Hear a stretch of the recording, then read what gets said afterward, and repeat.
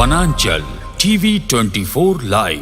तब से लेकर आज तक सीबीआई की जांच करा दो। के साथ गोलमाल करोड़ों कई करोड़ नहीं फांसो, जिन्हें विस्थापितों का पैसा खा गए आने वाली पीढ़ी का। 2 मई को संजय सेठ रांची लोकसभा में बीजेपी प्रत्याशी के रूप में नामांकन करेंगे। 50,000 से अधिक कार्यकर्ता नामांकन सभा में शामिल होंगे। वहीं संजय सेठ ने कहा, देश में मोदी की गारंटी है, झारखंड की जनता 14 सीटें तोहफे में देगी। रांची लोकसभा प्रत्याशी संजय सेठ 2 मई को रांची लोकसभा के लिए नामांकन की तैयारी प्रारंभ कर दी है, जिसे लेकर सरायकेला जिला अध्यक्ष उदय सिंह देव के नेतृत्व में चांडिल स्टेशन स्थित समाधान केंद्र में बीजेपी कार्यकर्ता और एनडीए गठबंधन के इचागढ़ विधानसभा के कार्यकर्ताओं के साथ बैठक किया। वहीं बैठक के दौरान सांसद संजय सेठ ने झामुमो को लताड़ते हुए कहा, झामुमो पूर्व मुख्यमंत्री हेमंत सोरेन के कार्यकाल में राज्य के हजारों विस्थापितों के फंड को डकार गए। झामुमो की सरकार राज्य की खनिज संपदा, बालू, कोयला, यहाँ तक कि आदिवासियों और सरकारी जमीन को भी नहीं छोड़ा। उन्होंने कहा, अब समय आ गया है, राज्य में भाजपा आजसू की सरकार बनेगी और बालू, कोयला, भूमि घोटालेबाज बक्से नहीं जाएंगे। उन्होंने कहा, जिन्होंने विस्थापितों का रुपया खाया है, 1 सप्ताह के अंदर जेल में नजर आएंगे। संजय सेठ ने कार्यकर्ताओं को जोश भरते हुए कहा कि मोदी की योजनाओं को जन जन तक पहुंचाते हुए मोदी की गारंटी है और इचागढ़ विधानसभा के लिए इस बार 1.5 लाख पार का नारा दिया। संकल्प है कि अब की बार 1.5 लाख के पार इचागढ़ विधानसभा, और बैठक में हमने अपनी रणनीति बनाई है।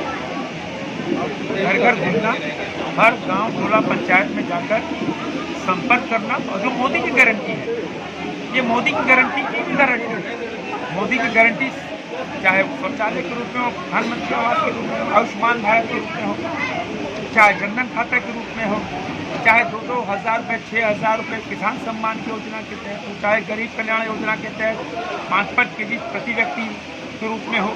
मोदी की गारंटी विश्वकर्मा योजना के तहत जो 1 लाख रुपये 5% बिना किसी ठेपा के, बिना किसी कह सकते हैं कि कागजी कार्रवाई से, ये सब मोदी की गारंटी।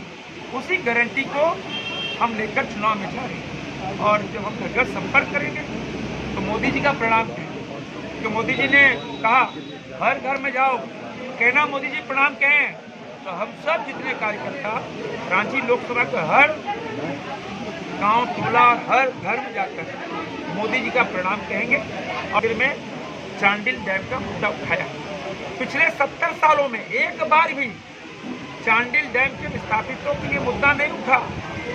हमने हर बार मुद्दा उठाया, और इस बार जो अंतिम सत्र था, हमने यह मांग रखी भारत सरकार से, प्रधानमंत्री से, कि यह चांडिल डैम की सीबीआई से जांच करें, क्योंकि नहीं पूरे झारखंड की स्थिति है। देखो आप, भाजपा की सरकार थी, एक दिन भी झारखंड बंद हुआ क्या? नक्सल आए क्या? नहीं।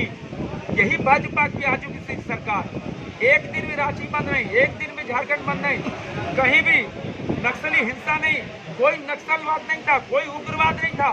जैसे ही हेमंत सोरेन आए, कांग्रेस पार्टी आई, देखो आप हर जगह आतंकवादी कहो, उग्रवादी को, हमारे यहाँ तो छोड़ दो, रांची मुख्यमंत्री आवास के सिर्फ 15 किलोमीटर पिठोरिया में वहाँ हाईवा चला दे रहे आतंकवादी उग्रवादी आके।